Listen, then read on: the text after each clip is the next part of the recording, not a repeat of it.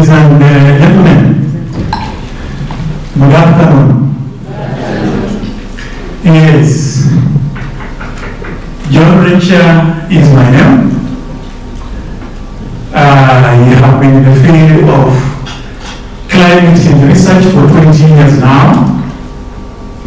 And I basically undertake research by looking at past records of how the climate has changed in a given country, in a given ecosystem, and then we also work with other scientists to project into the future, the year 2030, 2050, 2100, how the trend is on how climate will change by that time.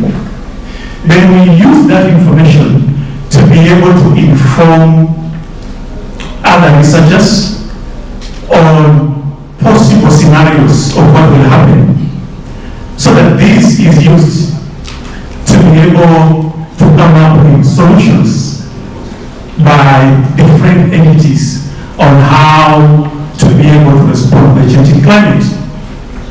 So specifically, I work with an institution called the International Livestock Research Institute, not as a livestock scientist, but as a scientist in climate change, covering all sectors of climate change, although we are biased in agriculture.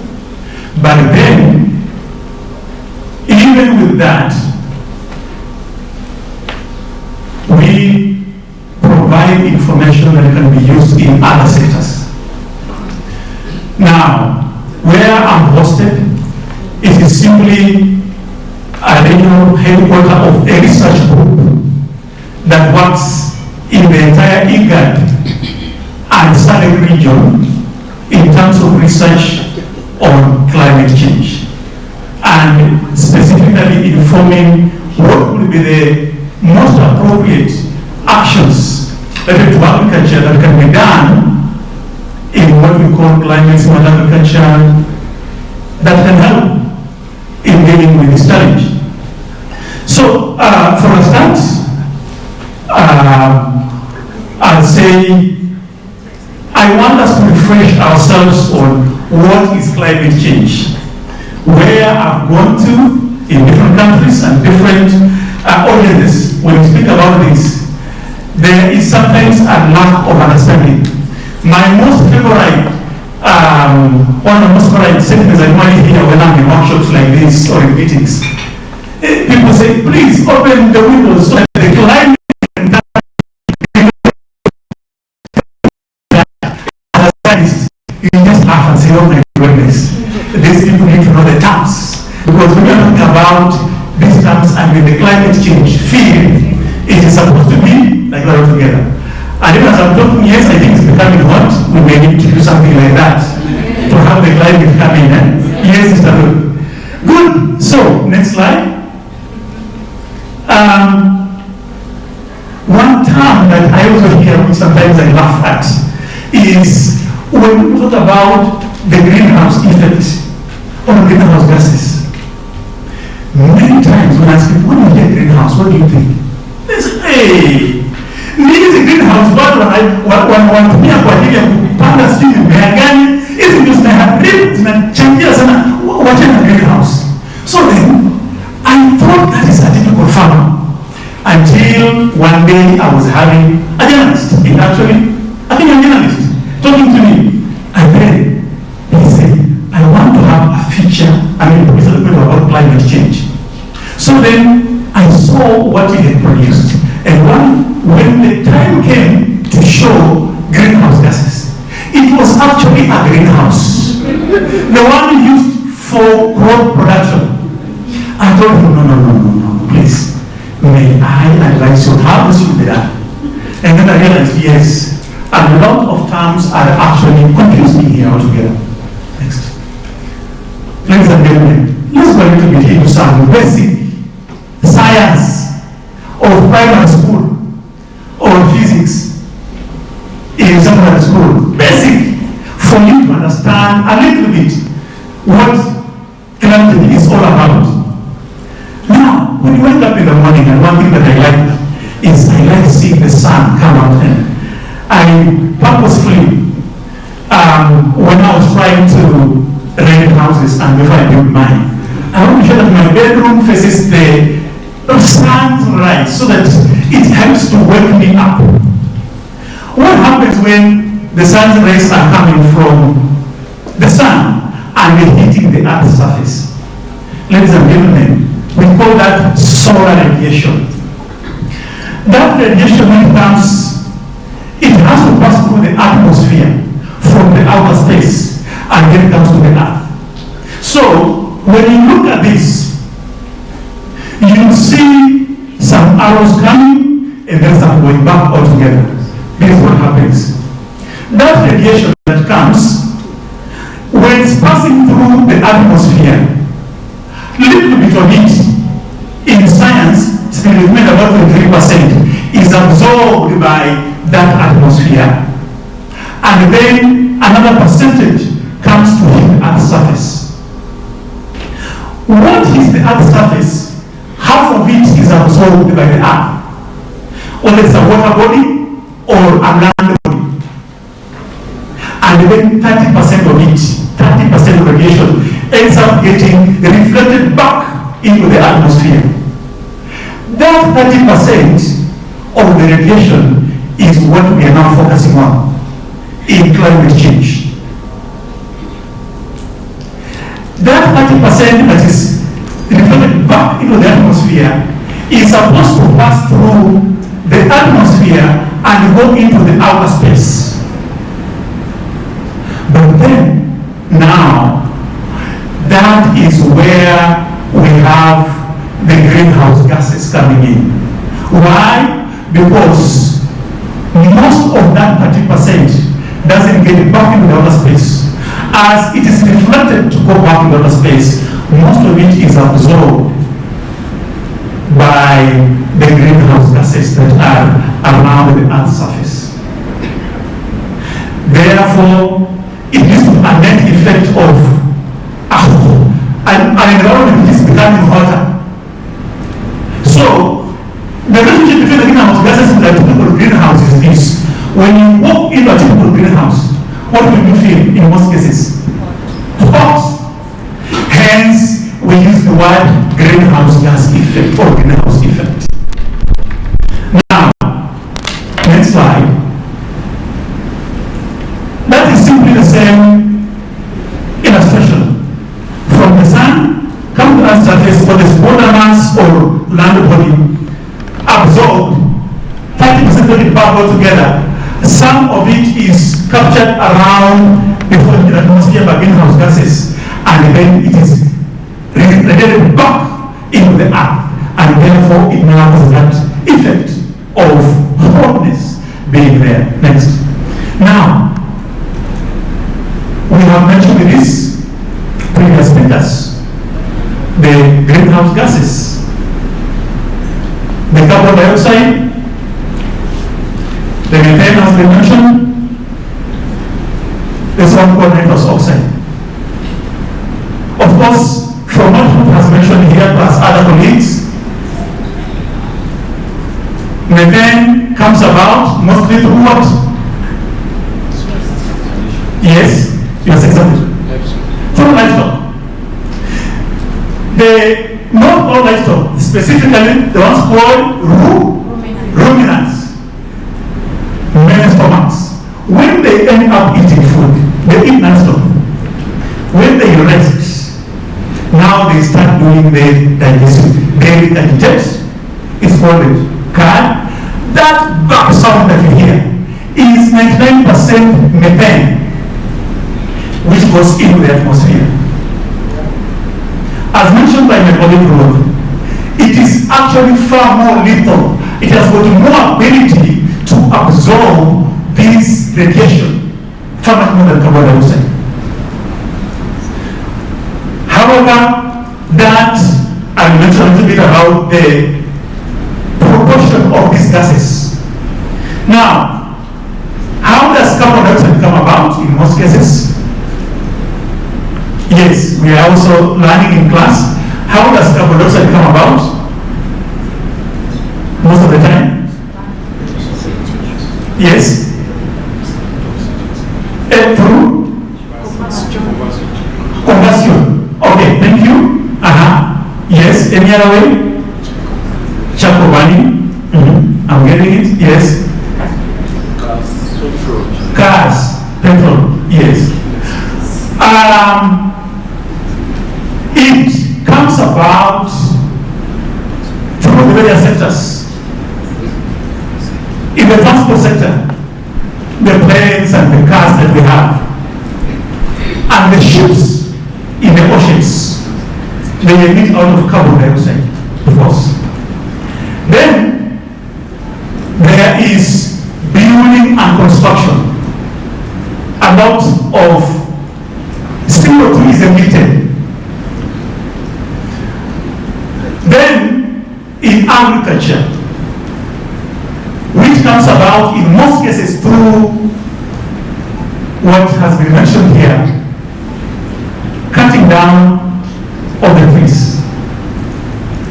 So in the field of agriculture, when sometimes we hear people say, and we also hear this announced sometimes by our distinguished officers saying, we have expanded the area under agriculture in this place from 1,000 hectares to 2,000 hectares, and we will be able to have a doubling effect of the yields. That is not being smart. The way we are producing food in our country, we are using very basic, conventional, and sometimes rudimentary methods, and we don't even reach the potential yield of most of what we produce as cash crops and even food crops. We can double the yield per unit area without necessarily increasing the area that is under cultivation. So most of our contribution towards the greenhouse gas emissions, as mentioned by my previous speaker, is especially through agriculture. Now, those are the main ones. Next. This is the greenhouse effect in terms of contribution of the different gases. Carbon dioxide takes 2/3 of the contribution to greenhouse gas activities, and the methane is 17%, then nitrogen is 6%, and the other gases. Nitrous oxide comes about through very poor manure management or poor use of fertilizer. That is still through agriculture. And also, for example, nitrous oxide actually comes about from the term nitrogen gas related to what we call nitrate. When you hear the fertilizer called diammonium phosphate, DAP, being applied to the soil altogether, that ammonium is the nitrogen. Now, when we are producing some specific crops under an environment that is flooding, like flood irrigation to produce rice, what typically happens there is that as you apply the fertilizer there, because it is flooded, in basic science, once the area is flooded, what happens to aeration or to the levels of oxygen in that area? They become very minimal. So that basically means it is what we call anaerobic conditions.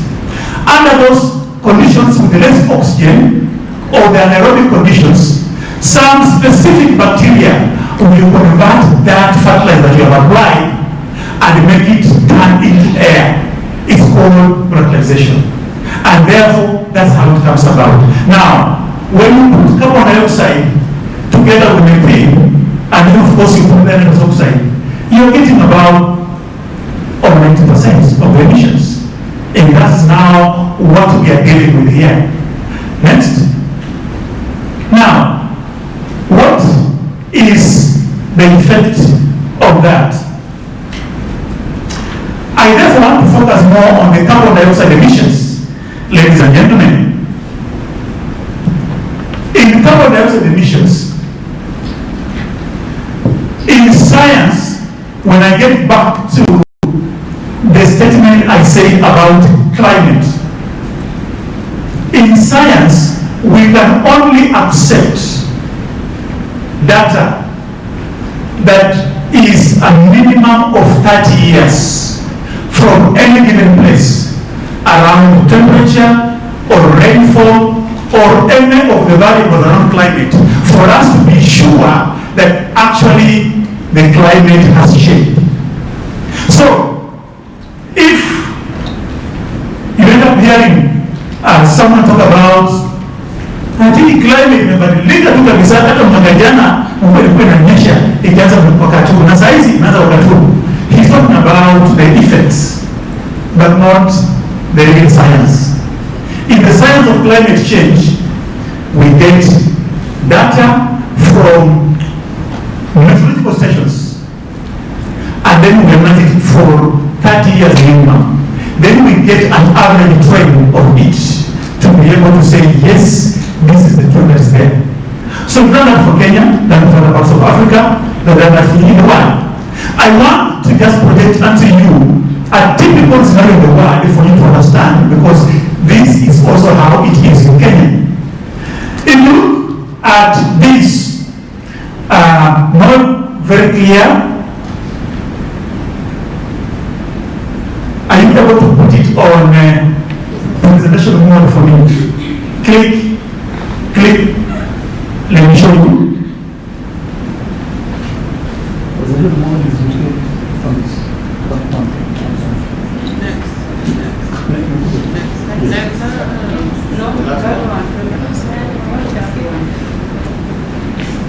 The last one. Yes. Y hapa mwisho.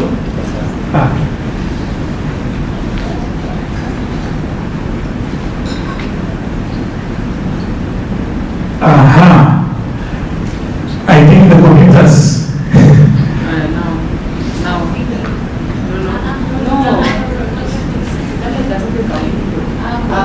Yes. Can you know that? Alafu.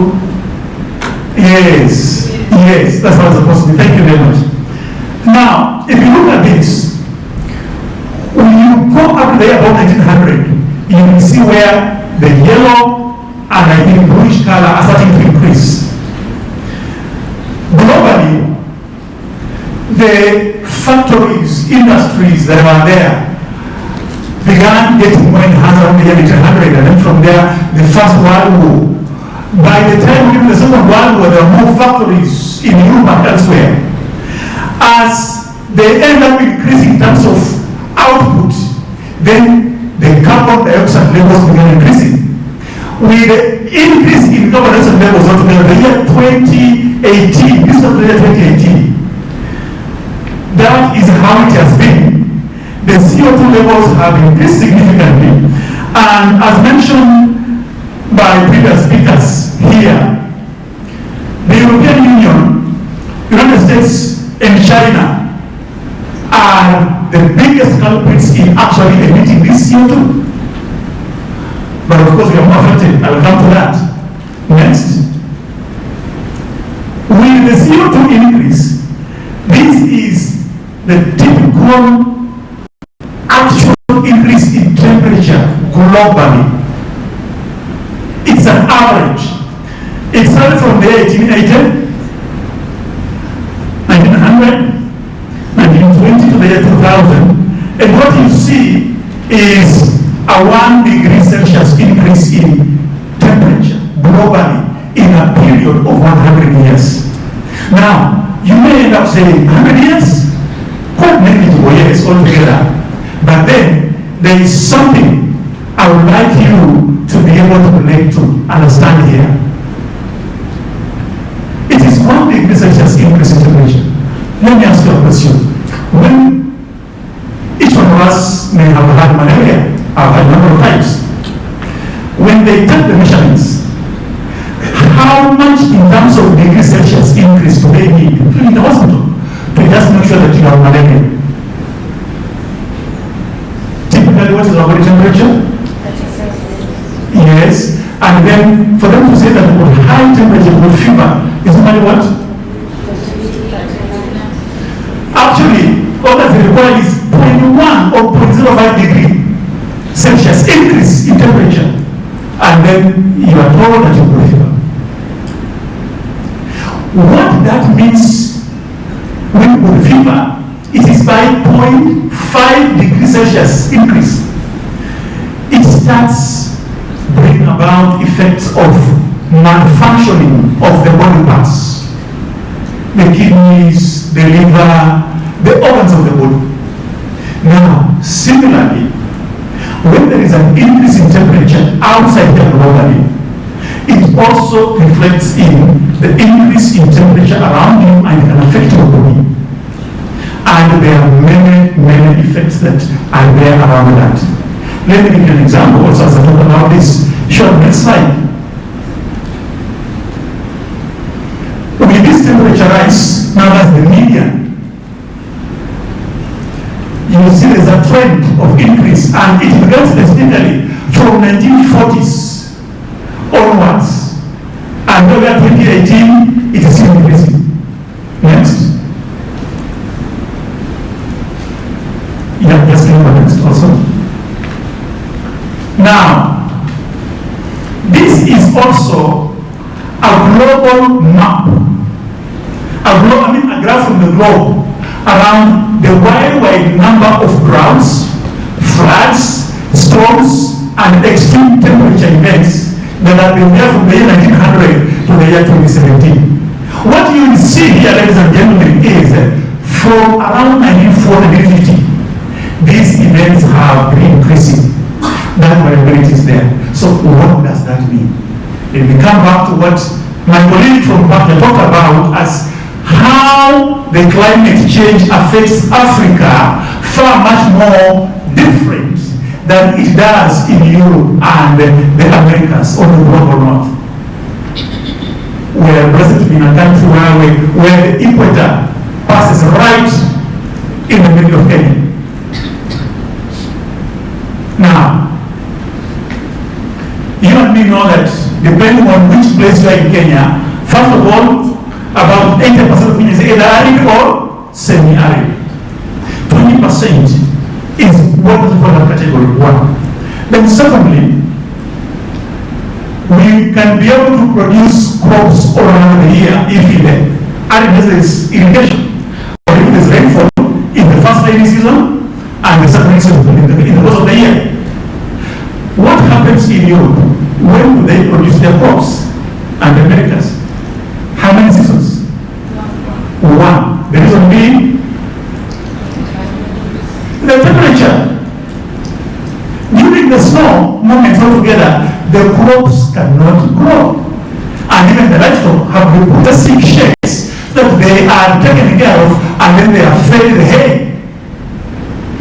Now, that is different from us. When it is hotter, because the biggest hindrance towards crop productivity in those countries facing the snow and those harsh winters is just the temperature. There is a specific optimum temperature for the maize to grow, for the livestock to be able to thrive. If it does not exist, those crops will not end up growing, or even if they grow, there is what we call in group physiology or animal physiology, they will not be able to do fertilization and then end up procreating, for example, and putting on the seeds, because the temperature has got to be optimum for them to germinate, for them to do fertilization, for them to put on the grains or the flowers, and similarly the same for livestock. Now, therefore, the hotter it is, the more favorable environment for them to do it, to do the agriculture. Now, the hotter it is around our environment, the more variable it is and the more difficult it is for us to produce crops in an optimum manner. So, next slide. As I come to more specifically in Kenya. These are records from the year 1971 to 2009. These are the number of people who have been affected by either droughts or floods. There is something in 1971, around 83, 84, 85, 91, 93, around the droughts and then the floods. Droughts and the floods. And the numbers are there. This is statistics that we got, and this comes from the Central Bureau of Statistics altogether. In fact, it hasn't even captured everything very well. We went up to 2009 because that is where we got the data, which is, I'd say, quality data that's reliable, for example. Now, even from the year 2009 to the year 2019 up right now, if we are to extract that and get that data, the variability that's there and the people affected by the extreme events is far much more. Now, what does that mean? Also, you know that the frequency of the droughts has increased in the past 10, previous 20 years. What does that mean? The seasons, or our rainfall seasons, in terms of being variable, rains starting early, and also sometimes the rains rains starting late in the season and ceasing early, and then a reduced length of growing period is also there. What does that relate to climate change? It is because, ladies and gentlemen, the rains that we have that come and happen in Kenya come about because of, from our geography, the winds will be blowing from the Indian Ocean, carrying what? Carrying moisture. As these winds blow the ocean carrying moisture through a given pattern, as the earth is rotating around the sun altogether, they come from a given direction, and then a time comes with cloud formation, and then there is a rainfall in a given period. Now, you and I know also from the very basic science of physics that this thing that we call air molecules, what happens when it's hotter? They become more volatile, the air molecules. Those air molecules is what we consume the wind. So if the wind pattern has been said that the winds have been blowing from the Indian Ocean to bring about carrying moisture in a given pattern, because of the increase in temperature, the concentration of the wind in terms of direction as well as the pathway and carrying the moisture ends up changing. And so, what right now we are witnessing, ladies and gentlemen, even in the future that we are going to, the same will happen. Hence the urgency of us coming up with interventions that are smart, that are climate smart in the different sectors. And this is where you and I need to be able to convey this kind of information to the people, and the masses, and the public. Next slide. This is still a sort of timeline of major agricultural production shocks in Kenya around the droughts and the new that we mentioned. This graph is the same as the other one. Next. So, what are these indicators of climate change? Next. Go ahead. Yes. Precipitation plus the rainfall that ends up becoming decreased in some places altogether, some places increased somewhere, and then increased temperatures, changes in timing of rains. There is in some places increased precipitation or rainfall. It becomes too much, and sometimes rain will fall. For example, 100 millimeters of rainfall will fall in a mass, even distributed. You can get that half of it falling in within 24 hours. That just becomes now into the floods. Now, example, there's a temperature altogether. Changes in frequency and intensity of all these, the temperature, the precipitation, the wind velocity, and then the others. Next. So, how are the sectors affected by climate change? In agriculture, rainfall patterns, In these temperatures, no frequent floods. So, of course, the populace livestock is affected in food security. How is, for example, livestock affected by temperature? Something that most people not know is even when there is that kind of fertilization in crops, for them to put on the grain, they need to have the optimum water available as well as temperature to be available as well as nutrients. If all of them misses, you now get a poor crop. Actually, the same is for livestock. If, for example, the cows are in calf, or the sheep, they are pregnant, I'll say. If the temperature is unsuitable, for example, it can lead to what? A miscarriage. This is happening. Another thing that's happening in livestock health and even crop health is there are emerging pests and diseases, some of which were never there or were not booming in the previous years. The reason being, with the enhanced carbon dioxide levels that are there, it ends up favoring specific pests and diseases or some kinds of bacteria, and then you get some kind of specific diseases ending up booming. We didn't have the fall animal before. It just came in which years of that? 20 what? 2015, 2016. If you're talking about it.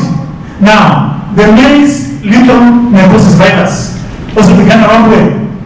That time. Before that, it wasn't quite there altogether, it was quite minimal. Recently, in 2019, just before the COVID, we had what happening in northern Kenya? There's a locusts. Yes. Their breeding was favored specifically by these factors. And we have not seen the last of those yet. More are going to thrive. We should be ready for this. In this season, that's all together, that's now forever. Now, what about the economic impacts? This affects the economy, including agriculture, and of course our tourism and fisheries.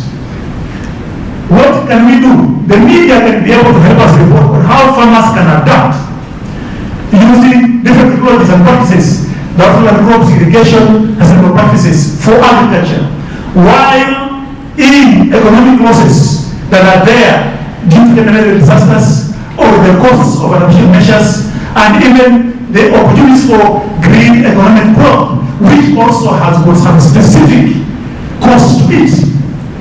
That is something that we need to be able to brainstorm about and talk about. Now, next. Next. Again. This is just pest references all together. Go ahead again. We talked about it already, the floods and we're in for this, droughts. Go ahead with the next. Water resources. How are they affected by climate change, ladies and gentlemen? It affects the water availability, first and foremost. But then there's something that people don't know or sometimes don't talk about so much. Water will be available, but what about the quality of that water? Is it the right quality for drinking? Is it the right quality for use in the households? So it affects both the quality of the water available as well as the quality of the water. And this is supposed to be documented. So it's going to discuss in some areas altogether, and then something that we have known in a lot of estates in Nairobi and even elsewhere. What are they doing when they putting up houses? They come together because the water providers are not quite providing the water. What do? Sink a borehole. Now, ladies and gentlemen, what is happening to those boreholes? In the dry seasons, the rain. What kind of water is coming from those boreholes? Typically, salty water is coming from those boreholes. It has got an effect on our health. And this is something that many people are aware about, but we have to make it known. And then, now, the media is supposed to cover stories around water conservation efforts, about water management strategies, about the impact of communities relying on water bodies that are there in the rivers, in the lakes, and in the groundwater. We are not necessarily utilizing our water well, actually out of wastage, when there is available. And even our water sources are not well, of course, not protected. And that is not our impact. I have friends who are in the health ministry. I also have one who is a medical doctor. And what they say is, many times, when they end up examining patients, they basically say, what have you been eating? As someone says, what I've been drinking this water, it's boiled and I've been keeping it precious. But when you boil the water, the saltiness will not go away altogether. As you take more and more of it, you know what happens in the body? There is an imbalance of even chemicals in the body. It happens to more sicknesses. These things are there. And now, something that's also there within our environment. If you're not very well, we have this mention about diseases. There is the aflatoxin. Many people are not aware about the impacts of this aflatoxin. It is becoming more enhanced. How will it come about? During storage, you get most of this flour and the products together and grains getting affected by that problem. And then some people say, oh my goodness, this can only affect the grains. Even after you have ended up milling it, and you put a remedy in your own house where there are some damp conditions, and then you realize there's some fungus, you know what? Aflatoxin has crept in. And a number of products, if you sample them from the supermarket, so you look at the research, you get all the kinds of flour, all the peanut butters, you get all the products coming out. And then when we do analysis in the laboratories, we realize the levels of aflatoxin in what's in the shelves in supermarkets is high beyond what's recommended, for example. So we are getting, and the thing is, they are buying from the local market. So the thing is, we need to make this awareness created altogether. Climate change does biodiversity. Our habitats, ecosystems, forests and wetlands. The conservation efforts around wildlife migration patterns, habitat loss, and the impact of invasive species is supposed to be brought to the light. Specifically, wildlife species is because these invasive species are the ones that are more adapted, that are more hardy. And even the pharmaceutical industry end up extracting ingredients from these invasive species to be able to help us get our drugs that we use when we go to hospitals. Next. Energy sector. Changes in climate can affect energy production and distribution. We don't rely heavily on hydropower in the country. And of course, these are made by water availability, and we know very well what we go through in this country during the dry periods, and the government is doing its best to be able to import electricity by connecting to the powers in Ethiopia, in Uganda, and in Tanzania. But of course, the media can cover stories on renewable energy projects that showcase what are the best practices, energy efficiency, and transition to clean energy sources. Very important for us. And then, of course, in the health sector, how climate change contributes to the so-called spread of the vector diseases like malaria and dengue fever. This is going to be happening in the future. And therefore, this will exacerbate the respiratory illnesses as well as other things altogether, but especially due to air pollution and other extreme weather events. The media can report on public health initiatives, climate health risks altogether, and measures that can be put into place through the healthcare systems. Next. With that, ladies and gentlemen, may I now say this. In the course of time, I'll be able to work with the Kenya's Grid and team to come up with and develop a curriculum that can be able to guide on how to go to reports. Amongst that will be what are the best practices that can be used. Also, which kind of terms can we use for consistency? For example, someone has basically said here, mitigation. The word mitigation is used in climate change to mean removing this greenhouse gas from the atmosphere to come on another. They are not there, that's the term mitigation, for example. But of course, a lot of time people say to mitigate these effects, that is a mixing of terms, depending on the people that we are addressing, for example. And what's adaptation?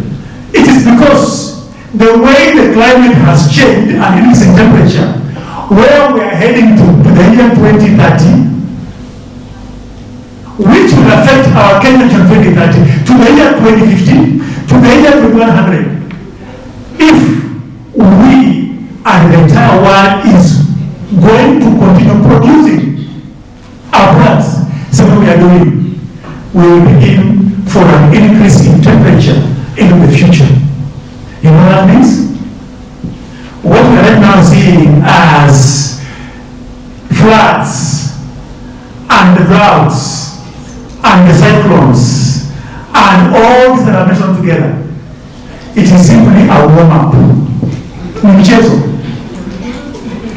We should prepare for that because it will be more than us in the future. We should come up with the measures and make it known to our elites, leadership, politicians, and different sectors together about the urgency of dealing with the changing climate because